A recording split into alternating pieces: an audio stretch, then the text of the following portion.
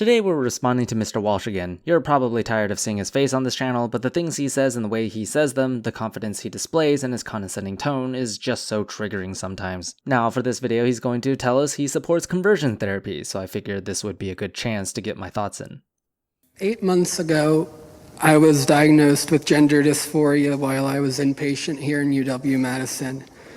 I looked into the research and talked to doctors, and through my journey, I decided to explore medically transitioning, because it's shown to decrease suicidal ideation, stuff like that.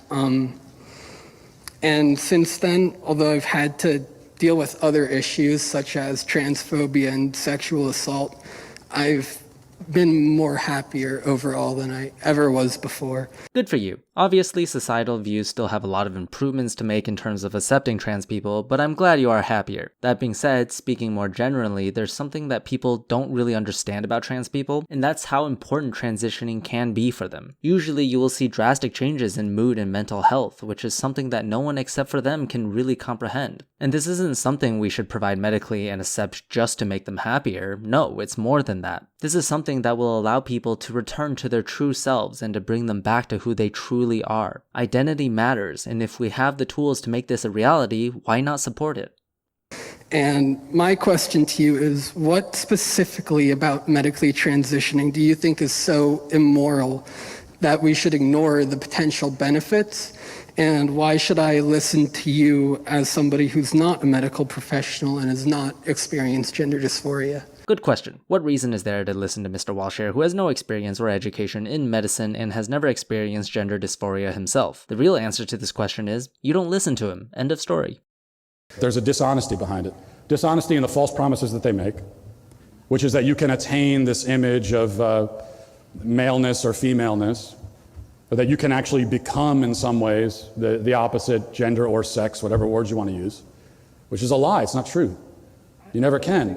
What does that even mean? What do you mean you never can obtain an image of maleness or femaleness? How do you even properly define, quote, an image of maleness or femaleness? Plus, it's not like medical professionals are even giving promises. Transitioning often involves a lot of talking and counseling, but there are never promises saying that transitioning is always 100% going to make you become the opposite gender, because that statement doesn't have meaning by itself. What is it even to be male or female? Because in terms of biological concepts, the line can be incredibly blurry if it even exists at all. This statement that Matt is providing is so absurd that I don't even know where to begin. And I have a horrible Adam's apple. My voice sounds like this. I still love myself. And there has always been money in making people happy, like wearing nice clothes or good food. It does cost a lot of money. That's why I can't get surgeries that would make me a lot happier. But the point of medicine is not supposed to be to make you happy in the moment. That's not the objective of medicine. Don't try to define medicine in your own stupid way. Medicine has a whole range of purposes, from both your health perspective to your mental perspective. It even has a whole field dedicated to your temporary well-being as well, if you want to talk about that. Otherwise, things such as anesthesia and painkillers wouldn't exist. Also, specifically regarding the topic of discussion, medical transitioning, that's not even a procedure to make you, quote, happy in the moment, you idiot. That most definitely addresses an issue of long-term happiness and acceptance. I just don't understand how someone can spew so much nonsense in such a single breath. What a waste of oxygen. The objective of medicine is your overall wellness. It's about treating what is actually wrong. That's medicine. And how does that not fit the category? When someone has gender dysphoria, that's something we should do something about, no? And helping someone transition is a step in the right direction. And so if you are struggling to accept who you were born as, what your actual biological identity is, I have all the compassion in the world for that. I mean, I can't imagine having that disconnect in my head. It has to be a source of immense despair. I don't want to hear that from you, Matt. Knowing you and having watched your other content, I don't want to hear you ever claim that you have sympathy or that you're a normal, compassionate human being. You're a disgusting piece of human trash.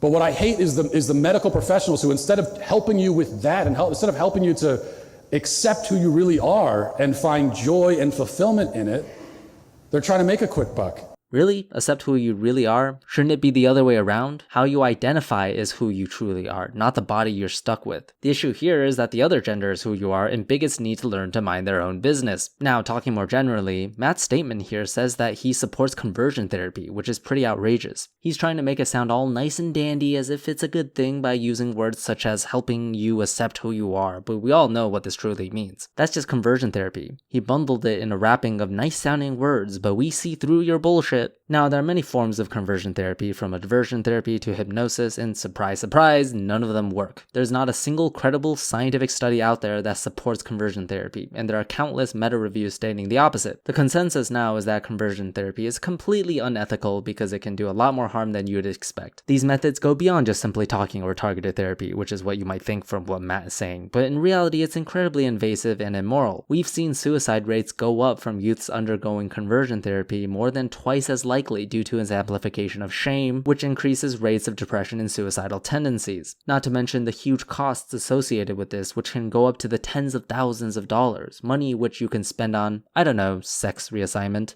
Now, I could go on and on about this, but I'll save it for another video. Let's finish up what Matt is saying here.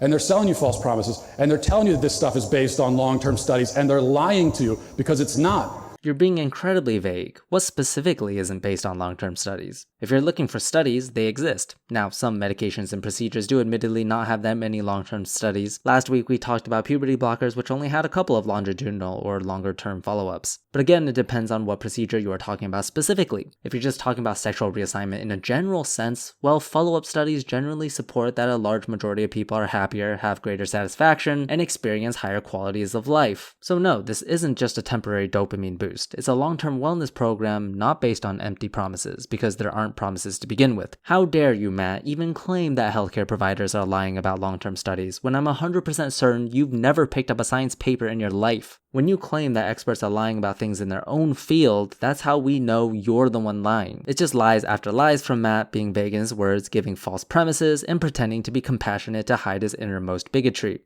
There have never been any reliable long-term studies on almost all of this stuff, because the fact is that the medical industry only started doing this at such a large scale recently, so they couldn't have the data. They're pretending that they do. They're lying. And that's what I hate.